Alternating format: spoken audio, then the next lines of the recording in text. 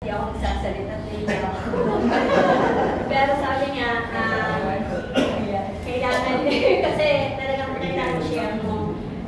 Kasi nung July 11 lang po ako na-invite, dito lang po sa Lipa Grill. Nakakaramdam na po ako ng pangangati.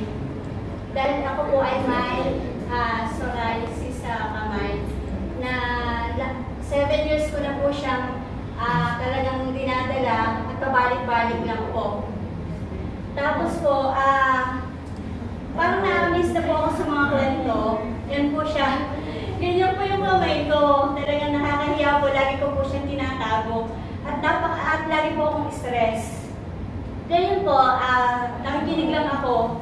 Sabi ko, talagang sobrang kate nung araw na yun na nag-speech. Sabi ko, matry ko, ilagay ko lang sa kamay ko. So, nakakaramdam po ako ng ginhawa. So, hindi po ako nangangati. Hanggang sa sabi siya, dalhin mo na lang niya, sabi ng aking kumare. So, pinahalam niya sa akin. At ngayon po, ipapakita ko po, halos wala po.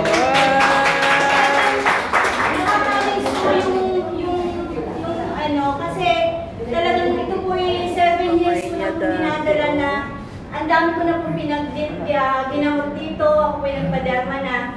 So, wala po siya makatapat.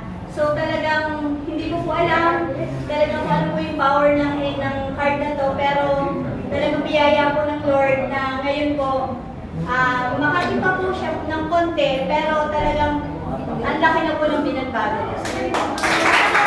Kahit ko rin po yung sa coffee kasi nabanggit po yung sa bowel movement. So, talaga ako po ay ito po yung problema ko rin po. 2-3 days po ako nadumi po. Pero ngayon po, grabe, araw-araw na po siya. Yes.